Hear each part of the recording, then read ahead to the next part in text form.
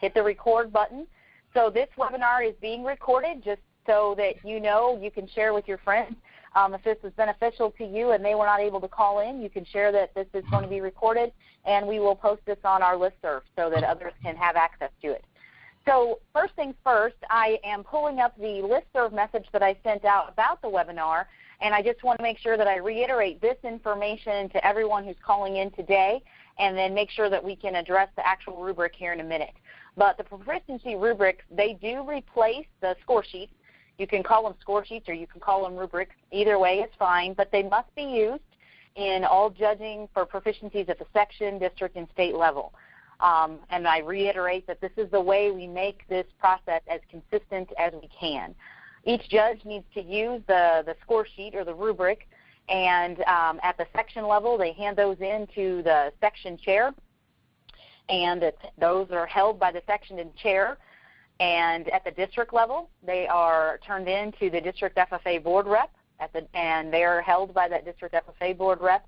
And at the state event, we collect them in the room. The room host will collect them, and then the room host will bring them to us, and we hang on to them at the state level once we have verified that everyone is verified as the winner for the section, district, and state level. So we do ask the section chairs and the FFA board reps hang on to those documents until all state winners are named, and we can ensure that there are no discrepancies after each event. So the score sheets are required to be used, and they are to be turned in to the respective ag teachers that we talked about at the section, district, and state level. So just want to make sure that I reiterate that. The best place to find the rubrics is go to the IllinoisFFA.org website, go to Downloads. Under General Downloads, click on that, and then you'll scroll down to Proficiency Materials. Once you click on that link, it will open a folder with the Proficiency Materials folder where the rubrics can be found. And so the first thing I'm going to do is open the Agri-Science front of the rubric and show that to you and address any questions that you may have on this one. But this score sheet, you really only need to have one copy of this per judge, so that the judge can then put the student's name in across the top of the students that they possibly have. Then we're putting the student's school. And then just for note reference for that judge, this is a helpful place for them to put in the number of years that the student has records in this award area for each of those students, then the total hours that the student has in each of their areas, and if necessary, the gross pay or the number of dollars that they would have in regards to their SAE. So that is this first block up here at the top, basically putting the student's name from each section or across the top, the student 1, 2, 3, 4, and 5, and then the school name for each student, and then their number of years, hours, and any pay. Then the next piece underneath this is where we begin to keep track of the things that they're doing within the record management system, or what we call the record book. And when you judge the student on their ability to keep records, you are comparing, whether you're comparing a written book, paper book, or you're comparing an easy record book or an AET book, you're looking at all of the records and how complete they were, how everything was relevant to the SAE, or they're sharing all relevant information to the SAE. That's where you'll put the scores here. And in these two columns, this tells you where to find that information. So for jobs and responsibilities underneath ability to keep records, you find that in pages 4B and 5B in a paper book, or not necessarily in a paper book, but in the easy records, very similar to the paper book. In an AET, you find that in what they call their journal of experiences and efficiencies. So it's called the journal, and you'll see that in an easy record or an AET record management keeping system. Same way with accomplishments and findings, you'll see that in easy records in 4B, 5B, and in the journal in AET. So this is how the front of that rubric works, where it's telling you this is where you'll find it in easy records, this is where you'll find it in AET. It gives you actual page numbers for easy records It gives you the titles of things in AET, because with AET, it depends upon how many pages that student would use in their journal of experiences, so they can't give you an actual page number, but they can give you the description. And then technical knowledge of the SAE demonstrated by the interview, that of course takes place in the interview.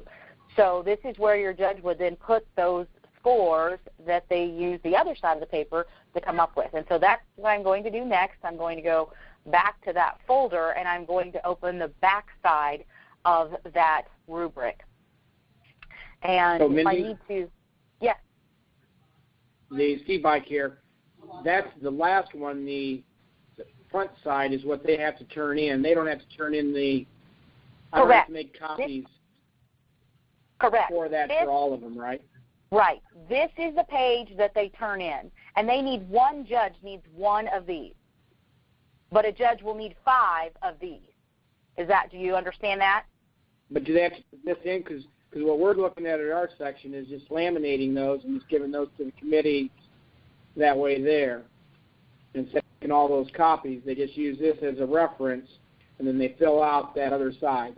Because otherwise, yes. I'm going to go through a ton of paper. Right. You figure 3 on a committee, and everybody they interview has to fill out one of these, and you're talking lots of paper. Yes. Whereas so that's a good point, Steve, and that's a really great idea. And that is the point and idea of having these webinars.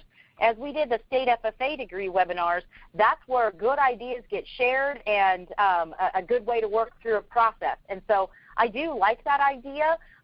This is a document that every judge must complete and every judge must turn in. The document that I have my clicker on right now, the Agri-Science SAE Proficiency Scoring Rubric, the front side, what we call Agri-Science front of rubric. So if you have, for your Agri-Science students, this is the one they have to fill out. This, as Steve said, I originally told you, and you can do it either way. Every judge has 5 of these, or however many you have at the section level, and they can write the student's name up there, and they can fill out their point totals over here, and then they just have to convert the point totals for that student to this front side. But as Steve was saying, you could make you could make 5 copies of this, one for every judge, and laminate it, and then continue to use that year after year. I hope, Steve, if you laminate them, my worry is we're going to tweak it and change it a little bit next summer at your SAE committee meeting, but I do encourage you to do it that way as well. Whatever works best for you and your section and at the district level is great. But this document that I have on right now, the back score sheet, that it does not, you do not have to turn one of those in for every student. You just have to turn in this front sheet. Does anybody have any questions on that? Great idea, Steve. So then getting into this, yes. Was there another question?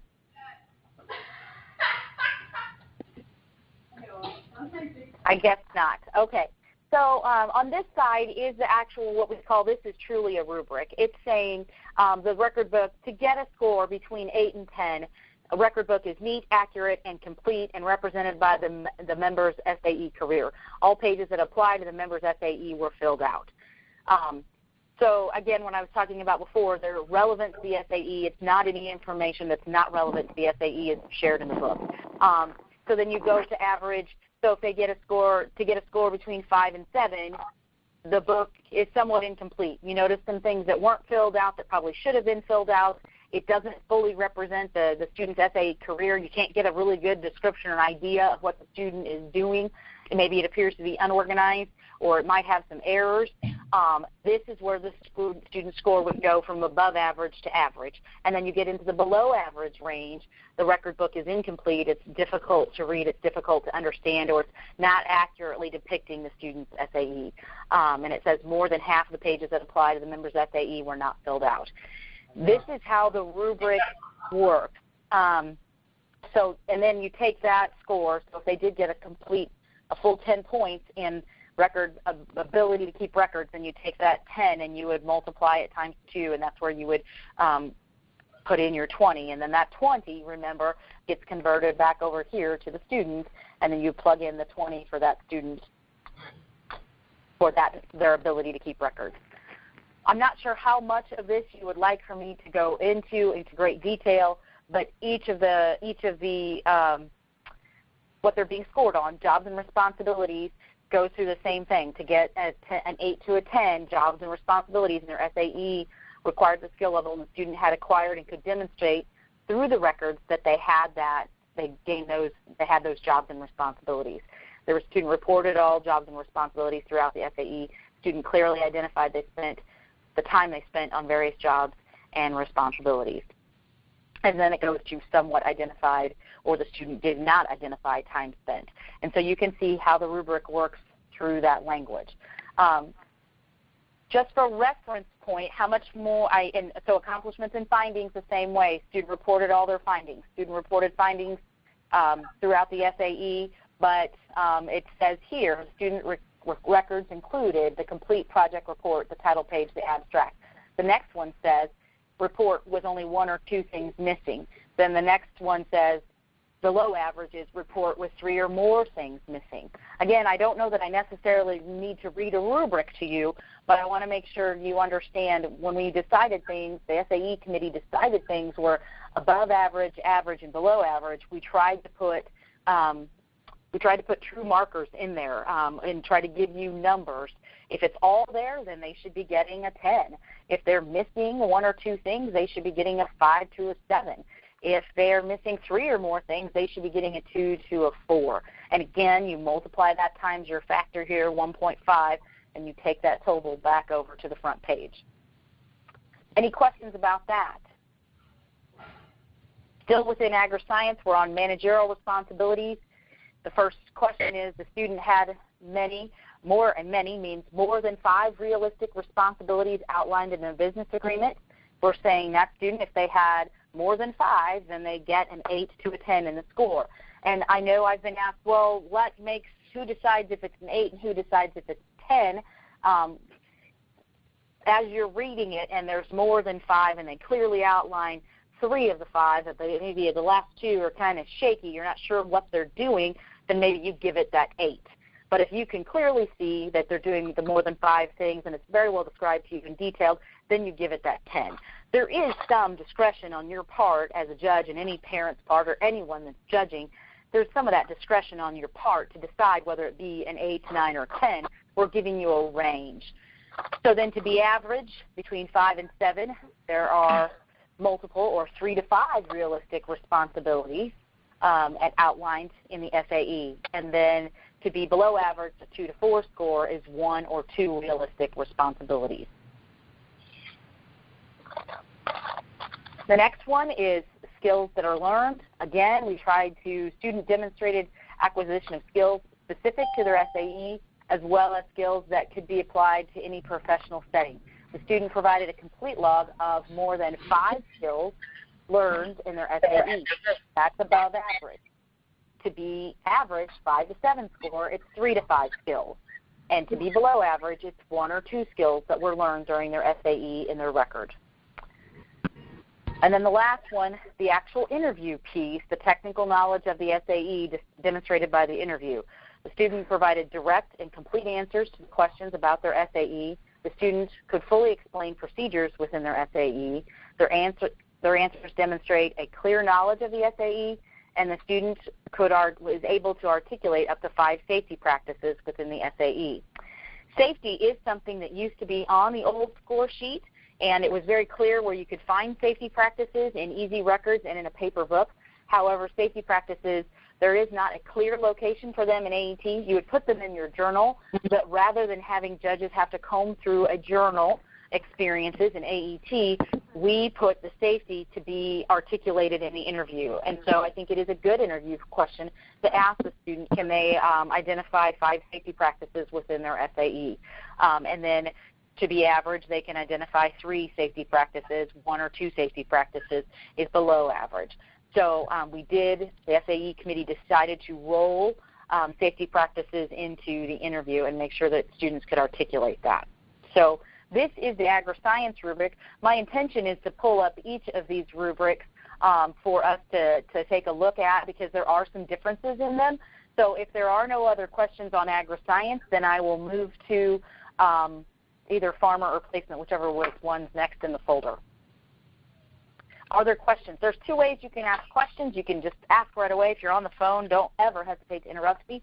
I want to get those questions out because, again, I think that's the best way for us to learn and for us to make sure we're identifying what your questions and your needs are.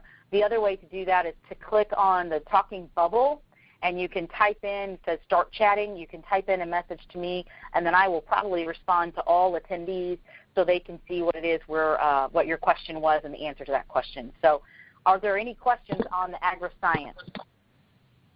Mindy, if you would go to the front side. Yes. And then when we get our winner, it's not by their points, it's by their ranking, correct? The so ranking rank is down there. Yes. And so then but we the add rank, up. I mean, to be honest with you, the rank needs to match the point. Correct. But when we got three judges, when we have three judges in the room, that's what we go by not by their points to determine our winner. Right. So when a student gets this back, so the question is, do students get this back? Students do not get this sheet back, and nor do they get the other one back, because as you said, you're going to laminate yours. Each section is going to do this a little bit differently. At Proficiencies, there isn't a document that they get back. From long-standing years, we have encouraged the students to go and speak to their judges afterwards, but they do not get this document back. But that does need to be clearly outlined that whoever they rank number one should have the most points. And if they have a student with tied points, they can rank them, but they need to match their points to that rank so that there isn't that discrepancy.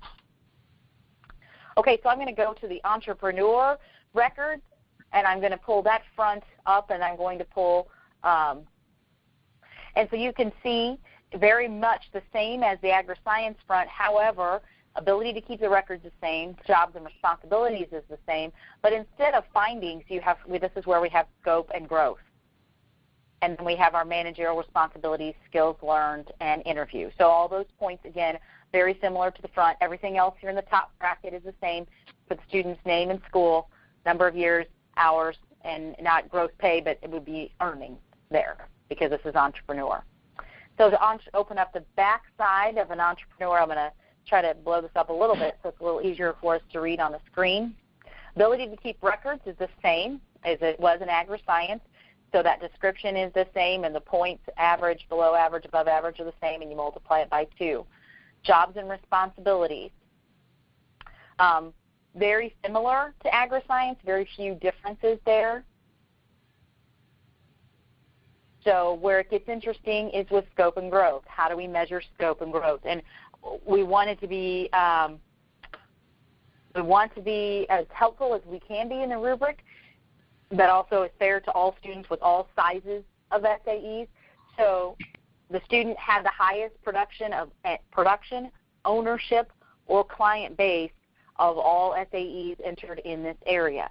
And so in this case, you are comparing students' SAE production, ownership, or client base against one another. And so when I say client base, this is maybe a student who is mowing lawns and has turf management SAE and is mowing lawns for 10 different families, and another student is mowing lawns for 15 different families. So if they have the highest client base or ownership, if they own 20 acres of soybeans and the next person owns 11 acres, they have the highest ownership or highest production. They are producing their income or production is the highest. They do earn points for having that size, or what we call scope, and growth of the SAE. The student reported all ownership, production, and client base throughout the SAE, and the student's ownership, production, or client base increased over time as the SAE was recorded. So this is where, and this is always the million-dollar question, I have a sophomore student and they have tremendous scope, but can they really show growth because they only have 1 year's book? A student who is a sophomore who has an entrepreneur book really can't show a great deal of growth. So even if that sophomore student had the highest production, they probably would still fall in average because they can't show that their SAE or ownership or production or client base increased over time.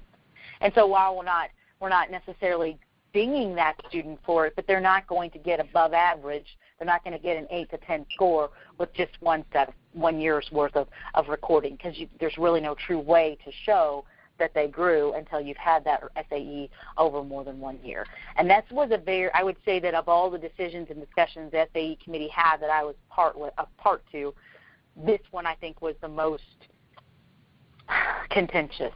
How do we handle that? We want to make sure we reward students for maintaining the records over years, but we don't necessarily want to penalize students for being a freshman or a sophomore with books and have a great SAE. So we wanted to make sure, and now I see a question coming in, so we are emphasizing quantity over quality, and my answer to that is no, we are not trying to emphasize quantity over quality, but there should be some type of recognition, and I say should be, and I'm paraphrasing from the discussions we had with the SAE committee. There should be a student should be able to earn points for maintaining the book and showing that they had growth. So let's say we have two years of books. That same student has a sophomore year's and junior year's book, and there is no growth. Then that student should be average or below average on that. So just because, I'm not saying just because you have 2 years worth of books you should get more points. I'm saying you need to demonstrate growth. And we've asked for that in the years past. We've always said scope and growth go hand in hand, and so that's how we worded that. So I'm going to respond to this, or I guess I'll ask, did that answer your question? And then that person can answer me back. Give me a moment to type that. Steve, you were on the SAE committee. Is there anything else you would like to share with the group on that? No, I think you hit it good. Okay. So then in average, so the student had the average production, ownership, and client base of all the SAEs entered in the program. The student reported all ownership. Student's ownership, production, or client base remained the same over the year. So if you remain the same from 1 year to the next, like I said, you're going to fall in that average category. And then for below average, the student's ownership, production, or client base decreased over time that the SAE was recorded, and if that's the case, then they do need to drop down to that. I had the question asked to me, well, I'll jump down into managerial responsibilities. The student had more than 5 realistic managerial responsibilities outlined in the SAE and outlined in the business agreement, required planning, organizing, oversight, direction, decision-making, and or instructional training of other employees. Student displayed managerial capabilities. The student's managerial responsibilities increased over time, and again, this one will remain the same in the average and went down below average. What happens when a student they have 7 realistic responsibilities and a judge gives them a 4? Can that happen?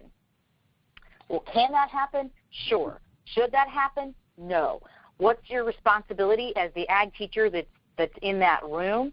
A lot of that is going to depend upon the ag teacher's comfort level with the judges in the room, but this rubric is designed to help try to bring some consistency. So just because you didn't maybe like the kid's record book or what the records were kept on, or the SAE didn't, connect with the judge, and so the judge I'm just giving him a 4 there. No, if there are more than 7 realistic responsibilities that are outlined there, it's very clear that the student has those, they need to be getting an 8 to a 10. Now, can they give them the 8 because, again, they didn't like the SAE, there was something about the SAE that didn't connect with? Sure, they can give them the 8, but they really need to stay within these rubrics categories because that is what will try to bring more consistency. The biggest concern brought to the SAE committee, beyond how do we compare easy records and AET, that was obviously the number one question, but the other big question and concern that the SAE committee addressed when creating this rubric was giving some meat to how to score the rubric. If you remember correctly, in previous years, this is what you got. And it didn't tell you, how do I know what to give them out of those 20 points? How do I compare that? And so that is why this rubric was created, to give you a pretty clear, as clear as we could make it, guideline on how to get those, how the student can earn those points. And how to award those points as a judge. So, again, that is the emphasis on on each of these areas and giving you at least a number or a target number to shoot for. Skills learned is very much the same as agri-science as well as the interview. Those two are exactly the same.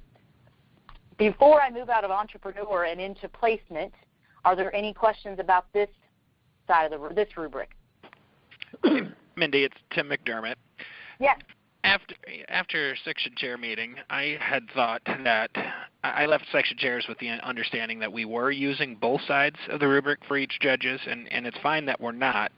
Sure. But if we were using both sides, would that take care of the concern that you just brought up about making sure that that judges are actually using the criteria that was created by the committee? Yes, they are to use both sides, Tim. I think what Steve was saying is, can I make one copy of this and laminate it and have them keep these scores somewhere else? Yes, you can. We did not require that this side be turned in. This was a side we're requiring to be turned in and kept. But that would ensure that they did score those correctly. That is a very good point.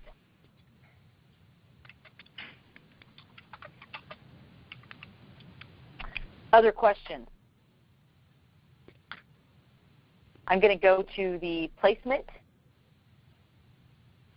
Placement front is very much the same as the front of the others, except instead of scope and growth, we have hours and earnings.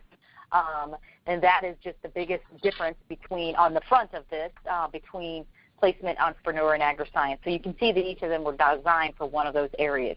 Now I will go to the back side of the placement.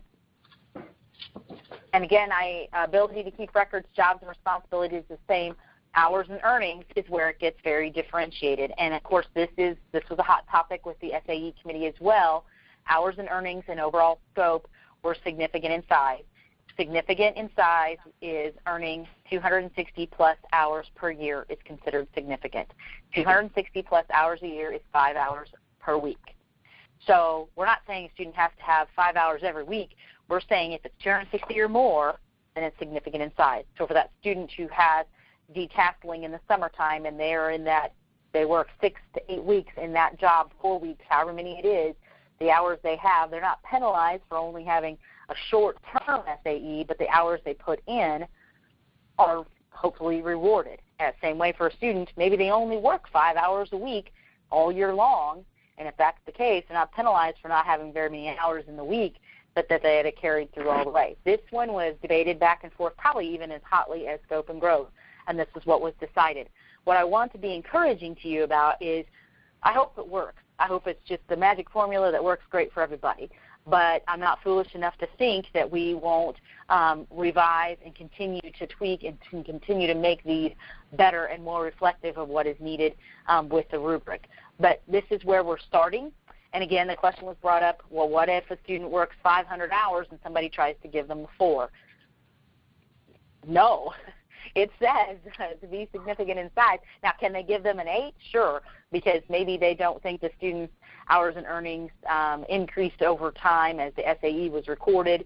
Maybe there are other reasons for that, but cannot bottom a student who has surpassed what we're saying is significant in size. And so, again, this is just our attempt to making this be consistent, or our hope to make it consistent. The question that I'm getting in my chat is, are we starting to ask too much from the judges, and will we turn off some judges by using this rubric? We may be at these interviews all night now. I don't know the answer to that question because we haven't used them yet. I don't know if some judges are going to be happy that we're giving them some parameters to use. Oh, okay, I look at the number of hours, I see he has 260 hours, I give him a 10. To me, I just made the process quicker for that person, possibly, but it may take them more time to read through all the parameters. I don't know what we're doing in the length of the night of the interview. I can't say that I know that yet. I'm anxious to see how it does work. I'm very anxious to get your feedback and again, make these as user-friendly as we possibly can. Is anyone from, Steve, I'm picking on you because you're on the SAE committee. Do you have any thoughts or reactions to that comment? The first mean, the first time you're using it, there will probably be that, but I like that we're using it in the section and then going to the district and then the state, because if you keep reusing those judges, it's going to become second nature. So I think, like you said, at least this gives us some things to stand on why the points are there, instead of just saying, okay, this is my first person, so I'm going to give them 20, and the next person with second place, I'm going to give them 15 in that. So it does give them more. It's going to be asking more of the judges, but again, we're going to have some meat to the topic. So if you do have a problem with where your kids are rated, you have something to fall back on. I also don't want you to think that I'm foolish in thinking that we're asking every judge to fill this out, and I think every judge will fill this out. But I think some judges are going to look at the book, look at the points, and throw numbers where they want to throw numbers because this book impressed me the most. I do know that many of them will, quote unquote, fly through this rubric, may not read it in great detail, while other judges may peruse over it and read it in great detail and take much longer. I honestly believe that judges will put an equivalent amount of time and effort into judging that they've done in the past. Now, I do think this first year of learning the rubric and reading through it may take more time, but I would hope that some of them will find it helpful, and I would hope that it would help continue to increase our consistency. So I don't want people to be there all night by any means, but if it means that we have a more consistent process and that the overall results of this process are fair as we can make them, and as consistent as we can make them, that's what needs to be done for students. And so I don't want to make the time commitment greater for people, but I do want to do everything we can to make it consistent and fair. And I'm not saying that we haven't been fair in the past. I just know that the more consistency we can offer, the better off we are and the better off it is for our students. And one thing that our section decided to do, any feedback again, is to meet with your judges ahead of time and share this rubric with them. So that way that night or the morning of the contest, they're not having to read through it, and kind of show them with the AET, since we've got some teachers using AET in our section, is to go through and sit down with your judges and do that. Yeah, it's going to be more work and it's more pain, but I think it's going to be a better system in the long run. Steve, that's a great point and an excellent idea, and it also brings me to my point that I want to share with you, and I will share this in a listserv as well. But John and I have been given the challenge and the task of creating a 5 to 7 minute webinar that you can post at the beginning of your section Proficiency Awards. And the night, I don't know if we'll get it done before your section awards, but we will definitely have it done before district proficiencies. You can show that to the entire crowd that's there, and we will give a quick recap and a brief viewing of the webinar, or of the rubrics and the intentions of the rubrics. And we were given that challenge by the FFA board at the last FFA board meeting last Monday. I wanted to conduct today's webinar first to see, where do I really need to hit home? And I really need to hit home in the differences of hours and earnings in the placement book, to scope and growth in the entrepreneur book, to research and findings in the agri-science book. That is the area where there are the biggest differences from rubric to rubric.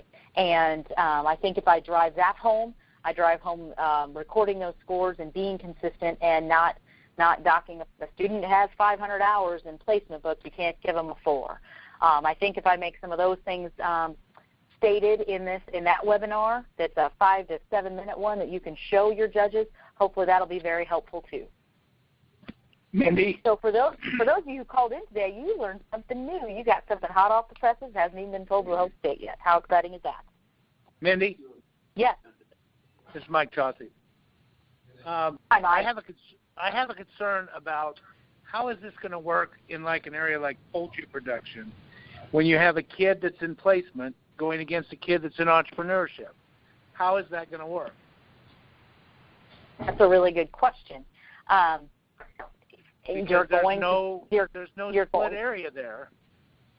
No, but you're going to use a placement back. This placement back right here we have that I'm showing you. You're going to use that for the student that has a placement poultry book, and then the next kid who comes in, you're going to use the entrepreneur score sheet for that. And when they convert to the front, do the numbers match? I mean, yes, I can't those really numbers see it match. very well. So that's Okay. a really good question, Mike. Yes, the ability to keep records, jobs, and responsibilities. And like I said, while it's called scope and growth on entrepreneurship, it's called hours and earnings on the placement. And in agri-science, it's called accomplishments and findings. Now, in agri-science, accomplishments and findings is worth 15, where in entrepreneur and placement, those two are worth 10. But it's different in agri-science because you wouldn't be you're not comparing an agri-science. There wouldn't be you wouldn't have that example of a poultry kid that could be in one or the other. But yes, those points are the same. That is a really good question. Okay, Mindy. Yes. Scott Zera Broomfield. I was Hi, kind Scott. of looking at Thanks the for calling same in thing that Mike was talking about, and actually I pulled up both the placement one and the entrepreneur one. The managerial responsibilities has the exact same description, so now somebody that's in an entrepreneurship is going to have more managerial responsibilities, and they're going to get more points at the very beginning versus somebody that may be in a placement. When I was looking at those two, and I hadn't looked at them really closely up until really right now, if I was looking at it, I would assume that the entrepreneurship would have more realistic responsibilities than the one that may be in the placement. You follow? So, yes, I do. So I had placement pulled up. We'll look at entrepreneurship here really quick. Let me zoom in on that. When you start adding up those points, you're going to, all of a sudden now your placement kid is going to get fewer points to begin with, so they're going to rank lower. I don't see how they're getting fewer points. They are the, let me pull back that up. It's the managerial responsibility line that I'm really comparing the two. They're basically they have identical. 5 or more or 3 to 5 realistic. Those numbers, the description is the same. Students may have more than 5 realistic responsibilities outlined in the business agreement. That's the placement student. And so let's go back to entrepreneur. Student has 5 or more realistic responsibilities outlined. So how is it that the entrepreneur student is going to get more? I don't know that I'm understanding that. We've given if they're owning it, they're going to have more responsibilities for themselves versus if they're working for somebody, they're basically may have fewer responsibilities because there may be more employees and each employee has their own responsibility. So all of a sudden now, I know it's a gray line. I was looking at the hours and the growth and seeing the differences there, which was great, but my concern was that managerial responsibility line that now all of a sudden now the placement kid may not even have the ability to have more points than an entrepreneurship. Now all of a sudden your grand total points in terms of being ranked is going to be lower. I get what you're saying. And so so that's why there's a lot of examples there. Outlined in the business agreement, will they be planning or organizing? They won't be. And there's some decision-making that does take place with placement, even if they're not making the same decisions as an entrepreneur student. So I do think there is probably some gray area there, but a lot of times placement students are training and providing instruction to other students where an entrepreneur kid may not have that opportunity at all. And so we tried to provide a lot of examples there that an entrepreneur student would have or could have, and that a placement student would or could have as well. And that could be an area that we need to refine a little bit more for future years if a lot of people are telling us that didn't work and it gave an advantage one way or the other. But those examples, agreement required the planning, organizing, oversight. So oversight means I oversee feeding the pigs every day for Belfamire Farms, and so that's a placement opportunity. So that's a good point. I'm writing it down, and that'll be something the FAE community can talk further about. And I think that I too would encourage you teachers as you're doing these, if that area you feel like that managerial responsibility created some advantages one way or the other, that's definitely something we'll want feedback on. Good question. Thank you, Scott. Are there any other questions?